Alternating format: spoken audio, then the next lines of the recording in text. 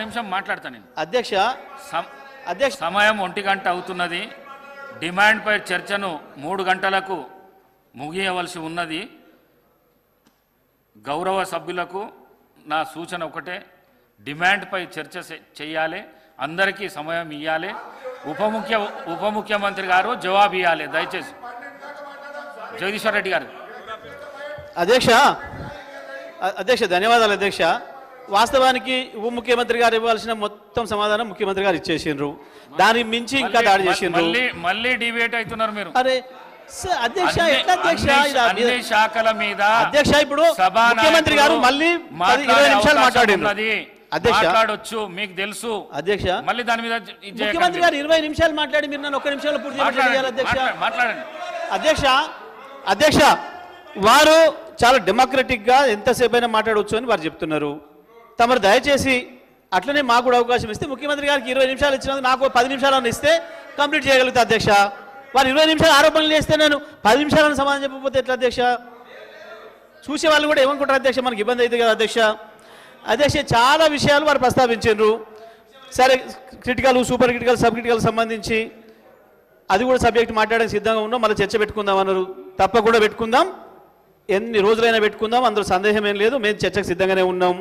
అదేవిధంగా కమిషన్ విషయం తెచ్చిండ్రు, కోర్టు విషయం తెచ్చిండ్రు. అసలు కోర్టు విషయం ప్రస్తావించిందే వారు, కమిషన్ విషయం ప్రస్తావించిందే వారు, మేము కాదు. వారు మాట్లాడితే తప్పు కానీ మేము మాట్లాడంగానే ఏదో ఏలే గారు లేచేసి ఇది సబ్జుడిస్ ఇది అని అన్నారు. అది వారు కూడా వర్తిస్తుంది అనుకుంటున్నా. సబ్జెక్టే సార్, నేను వారు మాట్లాడే సబ్జెక్ట్ మీద కనీసం పాసింగ్ రిమార్క్ కూడా చెప్పొద్దా సార్ నేను? అధ్యక్ష మరి ఈ రకంగా అన్నీ చెప్పుకుంటూ వచ్చిండ్రు. ఇక కిషన్ రెడ్డి గారికి వీరికి సంబంధించిన విషయం, కిషన్ రెడ్డి గారి పేరు నేను ప్రస్తావించలే, వారి సభ్యుడు రాజగోపాల్ రెడ్డి గారు ప్రస్తావించారు ఫస్ట్. నేను దాని మీదనే మాట్లాడిన అధ్యక్ష. నేను ఏది ఈ సభలో ఒక్క అక్షరం కూడా నేను డిబేట్ కాలేదు, ఒక్క అక్షరం కూడా నేను సబ్జెక్ట్ ఇచ్చి పక్కకు పోలేదు. వారు మాట్లాడిన మాట మీద మాత్రమే మాట్లాడిన అధ్యక్ష, నేను ఎక్కడ కూడా. సరే అధ్యక్ష, సమయం ఎక్కువ లేదు, మీరు మళ్ళీ వెంటనే వెలుగొట్టేట్టున్నారు. ఒకటే మాట అధ్యక్ష, వారు నా గురించి మాట్లాడుతూ నేను ఇక్కడ సభలో మాట్లాడుతున్నప్పుడు ఆయన ఎక్కడున్నాడు అన్నాడు. నిజమే అధ్యక్ష, మీరు ఇక్కడ సభలో మాట్లాడుతున్నప్పుడు నేను మీ తుపాకీ గుండ్లకు బలైన అమరవీరుల కొరకు తిరుగుతున్నా, వాళ్ళ చుట్టూ తిరుగుతున్నా, అక్కడున్నా. కానీ మీరు సంచులు పోసి జైలు పోయినప్పుడు నేను ఇక్కడనే ఉన్నానే విషయాన్ని కూడా మీకు గుర్తు చేస్తున్నా అధ్యక్ష. నేను ఇక్కడ వెంకటరామరెడ్డి గారు ఈరోజు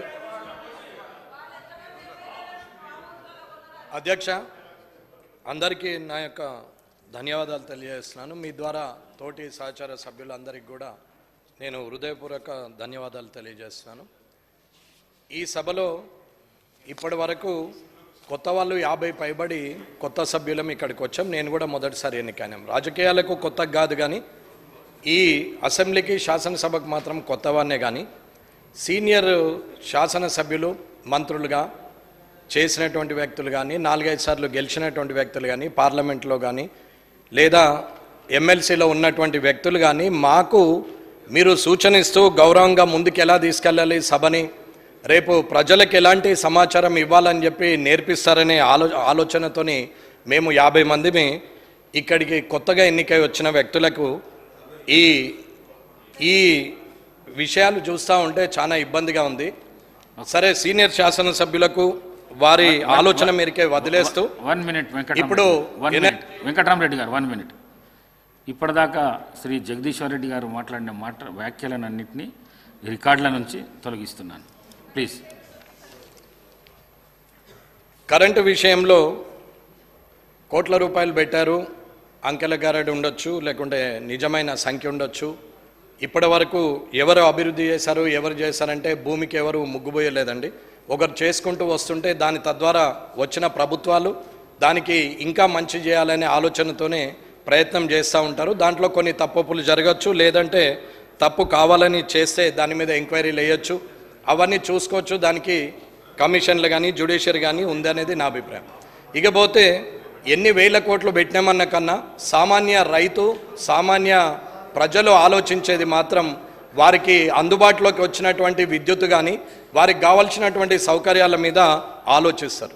ఇవాళ రైతులకు కావాల్సినటువంటి కరెంటు కంబాలు కానీ, కాసారాలు కానీ, బొక్కలు కానీ, అక్కడ ఉన్నటువంటి ఈ మెల్టెడ్ వైర్ కావచ్చు, లేకపోతే క్రాస్డ్ పోల్ కావచ్చు, లేకపోతే బ్రేకుడ్ పోల్స్ కావచ్చు, ఐరన్ పోల్స్ కావచ్చు, లక్సులు కావచ్చు, అక్కడ ఉన్నటువంటి చేంజర్లు కావచ్చు, జంపర్లు కావచ్చు, లేదా అక్కడ ఉన్నటువంటి 16 kV కానీ 32 kV కానీ 60 kV కానీ 100 kV ట్రాన్స్ఫార్మర్స్ ఏవైతే అవసరం ఉన్నాయని రైతులు అడుగుతున్నారో, ఎలక్ట్రిసిటీ చుట్టూరా తిరుగుతున్నారో వాళ్ళందరికీ కూడా కావాల్సిన సౌకర్యాలు అందట్లేదు.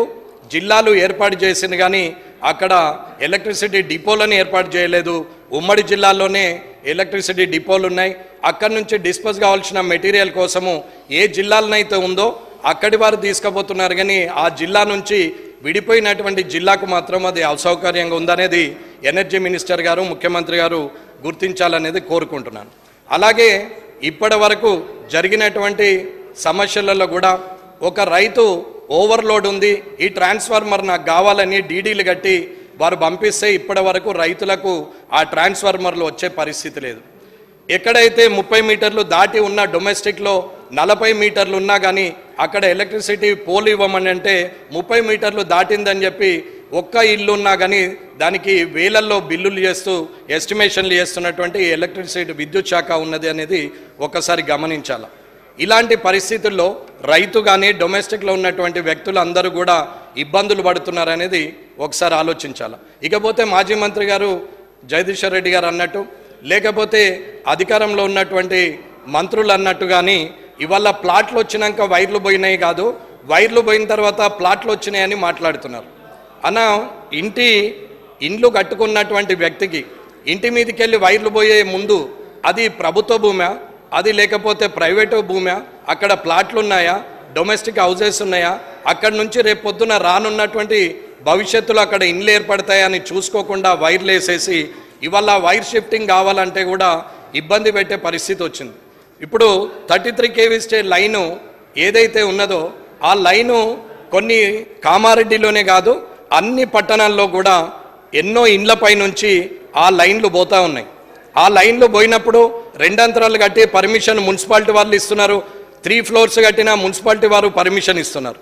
పర్మిషన్ ఇచ్చినప్పుడు అక్కడ వైర్లు ఉన్నాయని పర్మిషన్ ఇవ్వకుండా మున్సిపాలిటీ వారు చూడరు, లేకపోతే పర్మిషన్ ఇచ్చిన తర్వాత కట్టుకొని యాక్సిడెంట్ అయ్యి ఎందరో చనిపోయే పరిస్థితికి వచ్చింది. ఇది చాలా ఆలోచించాల్సిన విషయం. ఎగ్జాంపుల్, ఇప్పుడు కామారెడ్డిలోనే కనీసము 200-300 ఇండ్లు అంటే 200 పైబడి ఉన్నటువంటి ఇండ్ల మీద నుంచి 33 kV లైన్ పోతూ ఉంటే అక్కడ ఇప్పటికే కనీసం ఒక 50 మంది చనిపోయిన సందర్భం ఉన్నది. అది గత 20 సంవత్సరాలుగా అక్కడ జరుగుతూ ఉన్నది. అది ఆ లైన్ షిఫ్టింగ్ చేయాలనే ఆలోచన కూడా ఎక్కడ చేయట్లేదు. అది ఎగ్జాంపుల్ కామారెడ్డి చెప్పినాం, కానీ అది ఇక్కడ ఉన్న మంత్రుల టౌన్లలో కావచ్చు, వారి నియోజకవర్గాల్లో కావచ్చు, మీ నియోజకవర్గంలో కూడా కావచ్చు అనేది నా అభిప్రాయం. ఇది అంతటా ఉంది, అది మార్చాల్సిన అవసరం ఉన్నది. అది చేయకుండా ఇవాళ ట్రాన్స్ఫార్మర్స్ ఇవ్వకుండా, ఓవర్లోడ్ కన్వర్జన్ చేయకుండా, దాన్ని సరిదిద్దకుండా ఇవాళ 100 kV మీద ఎన్ని మోటార్లు నడవాలి, అది 60 kV మీద ఎన్ని మోటార్లు నడవాలనేది చూడకుండా సంవత్సరాలుగా ట్రాన్స్ఫార్మర్స్ రాకుండా డీడీలు కట్టిన తర్వాత 1 సంవత్సరానికో 6 నెలలకో అవి రావడం జరుగుతున్నది. కాబట్టి ఇవన్నీ గౌరవ విద్యుత్ శాఖ మంత్రి గారు విక్రమార్క గారు కొంచెం చూడాలని, బట్టి గారు చూడాలనేది నా ఆలోచన. పోయిన ప్రభుత్వంలో వారు చేసినంత వరకు చేయొచ్చు, కానీ ఇప్పుడు ఉన్నటువంటి సమస్యలు, ఇప్పుడైతే నేను ఏదైతే చెప్పినటువంటి సమస్యలు ఉన్నాయో అవన్నీ సరిదిద్దాలి త్వరలోనే అనేది నేను సభాముఖంగా మీ ద్వారా తెలియజేస్తున్నాం.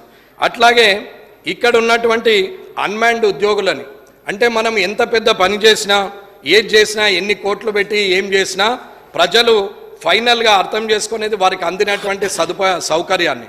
ఆ సౌకర్యానికి పనిచేసేది కింది స్థాయిలో ఉన్న ఉద్యోగస్తులు అనేది నా అభిప్రాయం. ఆ ఉద్యోగస్తుల్లో అన్మాన్డ్ ఉద్యోగులు అని చెప్పేసి వాళ్ళ పేరు పెట్టి 11,000 జీతానికి గత 15-20 సంవత్సరాలుగా పని చేపిస్తూ పోతున్నారు. వాళ్ళని ఇప్పటి వరకు గుర్తించినటువంటిది లేదు. కానీ ఇది ఎస్పీడీసీఎల్లో మాత్రం వాళ్ళని ఆర్టిజన్స్గా గుర్తించారు, కానీ ఇవాళ ఎన్పీడీసీఎల్లో మాత్రము వాళ్ళను గుర్తించలేదు. మిగిలిపోయిన ఉద్యోగులు ఉన్నారు.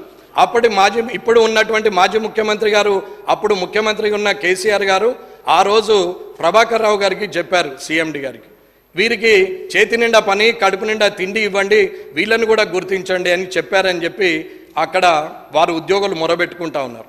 అయినా ఇప్పటి వరకు వాళ్ళను కనీసం గుర్తించింది లేదు, వాళ్ళని తీసుకున్నది లేదు. అన్మాన్డ్ ఉద్యోగులను కూడా ప్రభుత్వం వారు ఈసారైనా చూసి గత ప్రభుత్వం చేసిన తప్పుల నుంచి అది సరిదిద్ది వారి జీవితాలను వెలుగులు నింపాలి, వారి కుటుంబ సభ్యులు సంతోషంగా ఉండేటట్టు చూడాలనేది నా ఆలోచన.